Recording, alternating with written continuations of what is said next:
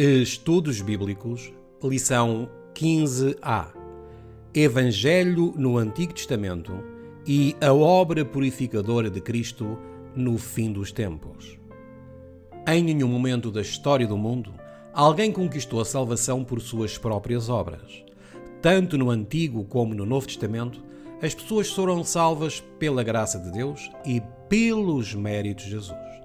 Os textos que se seguem deixam claro que as pessoas que viveram antes da cruz foram salvas nos mesmos termos que as pessoas dos tempos do Novo Testamento. Porque não me envergonho do Evangelho de Cristo, pois é o poder de Deus para a salvação de todo aquele que crê, primeiro do judeu e também do grego. Romanos 1,16. Porque também a nós foi pregado o Evangelho, como a eles. Hebreus 4:2. Porque também a nós foram pregadas as boas novas, como a eles. Gálatas 2:16. E em nenhum outro há salvação, porque também debaixo do céu nenhum outro nome há dado entre os homens, pelo qual devamos ser salvos. Atos 4:12. Mas, ainda que nós mesmos ou um anjo do céu vos anuncie outro evangelho além do que já vos tenho anunciado, seja anátema. Gálatas 1:8. O próprio Antigo Testamento ensina a salvação através de Cristo.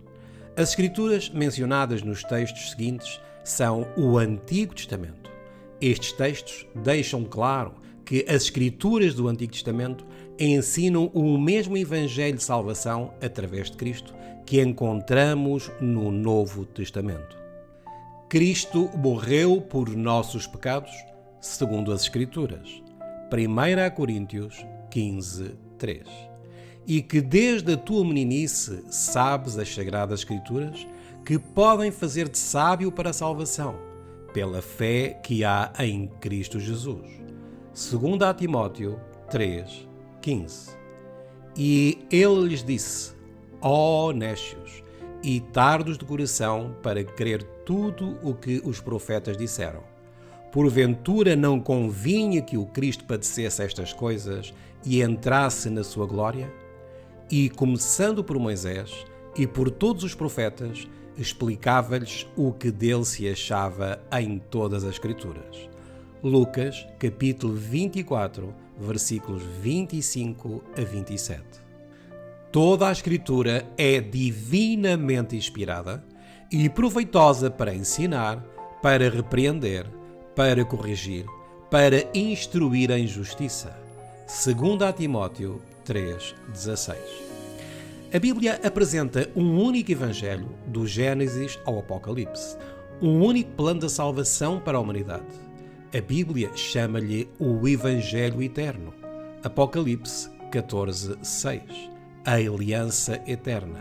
Salmo 105:10 e Hebreus 13:20. Como as pessoas antes da cruz demonstravam sua fé em Cristo. A Bíblia diz que somos salvos pela graça através da fé. A fé, portanto, é o meio pelo qual nos apoderamos da graça de Deus. A fé manifesta-se sempre numa ação real e identificável. Eu te mostrarei a minha fé pelas minhas obras. Tiago 2:18. Muitas vezes o Senhor tem pedido ao seu povo que expresse a sua fé através da realização de uma ação. Muitos dos milagres de Cristo ocorreram em resposta a um ato de fé. Este princípio ajuda-nos a entender o propósito das ordenanças cerimoniais do Antigo Testamento. A realização dessas cerimónias não dava a salvação aos israelitas, mas servia como um meio de demonstrarem a sua fé no Salvador que havia de vir. Cada sacrifício oferecido, cada ordenança realizada, devia ser uma expressão de fé em Cristo. Pela fé, Abel ofereceu a Deus maior sacrifício. Hebreus 11:4. Pela fé, Moisés celebrou a Páscoa e a expressão do sangue.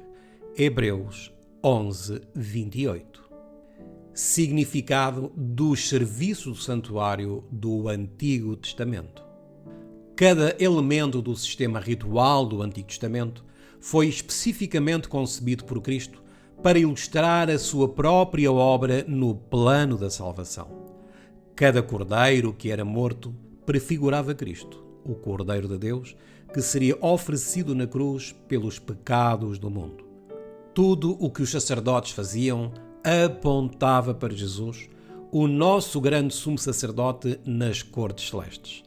De facto, até a forma como o santuário e a sua mobília estavam dispostos foi concebida para ilustrar o plano da salvação. Só de contemplar o significado do santuário, a sua disposição e as cerimónias realizadas, um israelita podia compreender todo o Evangelho da salvação. Assim, o Evangelho de Cristo é claramente ilustrado no Antigo Testamento e é definitivamente proclamado de forma clara no Novo Testamento. Uma vez que o plano da salvação é claramente visto ligado tanto no Antigo como no Novo Testamento, e uma vez que o sistema cerimonial se centrava em torno do santuário e dos seus serviços, então não nos deve surpreender descobrir que todas as cenas principais do livro do Apocalipse são orientadas em relação ao templo no céu onde Cristo está a ministrar por nós. O templo celestial é mencionado especificamente 14 vezes no Apocalipse. O Apocalipse está cheio de terminologia do santuário. 28 vezes no Apocalipse, Jesus é chamado de Cordeiro. Referências à mobília do santuário, como o candelabro, o altar do incenso e a arca do testemunho, são encontrados em todo o livro. Outras referências ao templo no céu incluem Salmo 11:4, 18:6, Isaías 6:1, Abacuque 2:20, Malaquias 3:1 e Hebreus capítulo 8 e capítulo 9. O tabernáculo na terra foi concebido segundo o modelo do templo no céu. Consistia em 2 compartimentos, o lugar santo e o lugar santíssimo, e serviços específicos eram realizados em cada um desses compartimentos, especialmente em relação ao lugar santíssimo e ao dia da expiação. 3 etapas da expiação. Ao estudar o plano da salvação, conforme ilustrado nos serviços do santuário do Antigo Testamento, podemos aprender muito sobre a grande obra da expiação. A palavra expiação ou harmonização refere-se ao processo pelo qual o homem é reconciliado com Deus. Um estudo do santuário revela 3 passos no processo: sacrifício, intercessão e purificação. O sacrifício. Este passo era simbolizado no Antigo Testamento pela matança diária de animais. Era necessário um cordeiro perfeito, sem defeito, que era sacrificado no pátio.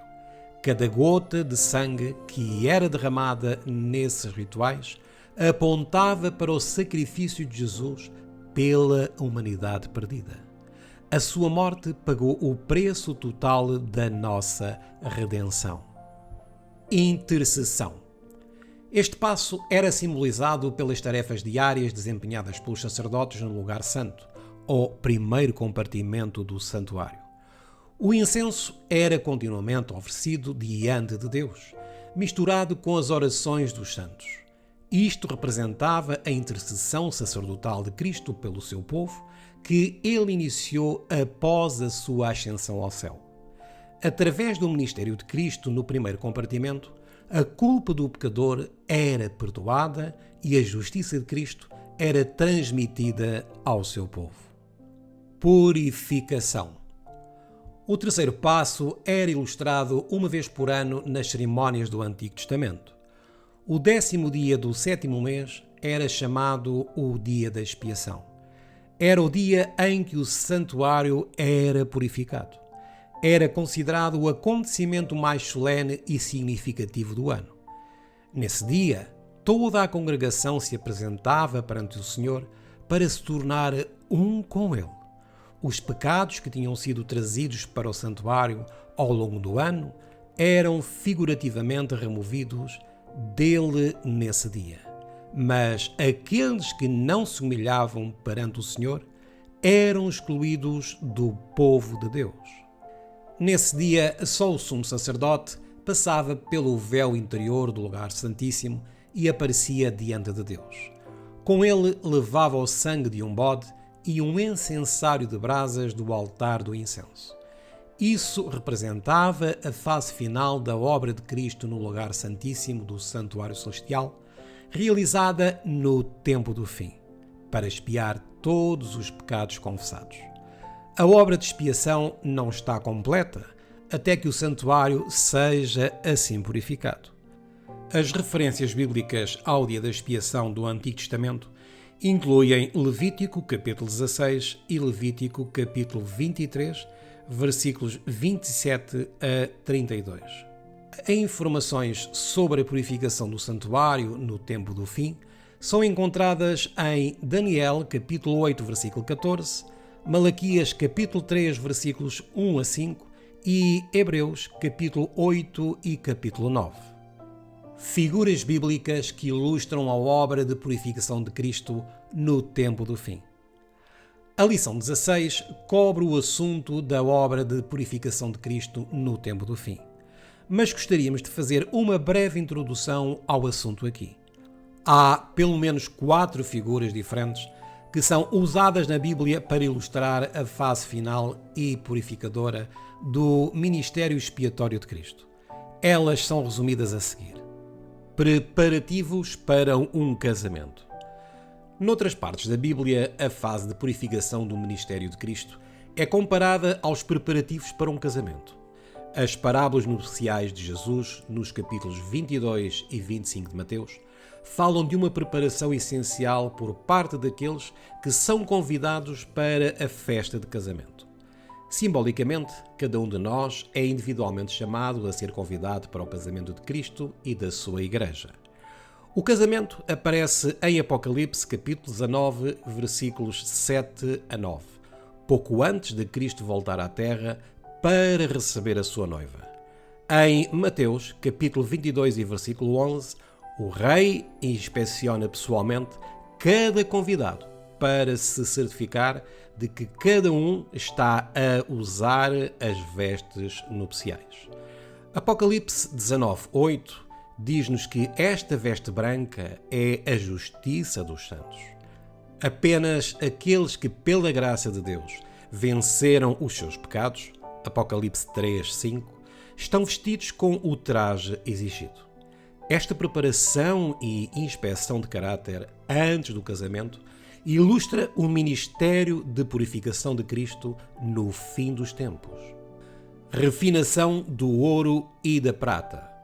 Uma quarta descrição bíblica da obra de purificação de Cristo no tempo do fim é encontrada em Malaquias capítulo 3, onde o Senhor vem ao seu templo e se assenta como um refinador e purificador de prata e purificará os filhos de Levi e os purificará com o ouro e prata. Versículo 3. No processo de purificação da prata, o refinador trabalha para que todas as impurezas e escórias sem valor sejam removidas do metal precioso. Para isso, ele continua a aumentar a temperatura do fogo no crisol e, à medida que a prata derrete, todas as impurezas e escórias sobem à superfície e são removidas e descartadas. Mas, se o refinador deixar a temperatura ficar demasiado alta, a prata preciosa estraga-se. O que o refinador deve fazer é vigiar atentamente a superfície da prata. Assim que a prata adquire uma aparência espelhada e o refinador pode ver o seu rosto refletido de volta para ele, então ele imediatamente remove o calor porque a prata foi completamente purgada e purificada. É muito reconfortante e encorajador saber que Jesus, o nosso refinador, não só examina as nossas vidas, mas também trabalha para nos purificar, refinar e limpar de todos os nossos pecados e imperfeições.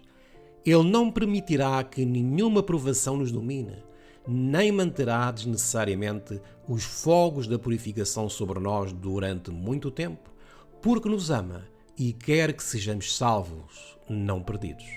E Ele, juntamente com todo o céu, continuará a trabalhar por nós e conosco para refletirmos perfeitamente o seu caráter justo. Assim, as influências mais fortes do céu estão a trabalhar para nos ajudar a separar-nos do domínio destruidor do pecado. Portanto, Deus está do nosso lado. Ele quer que obtenhamos a vitória.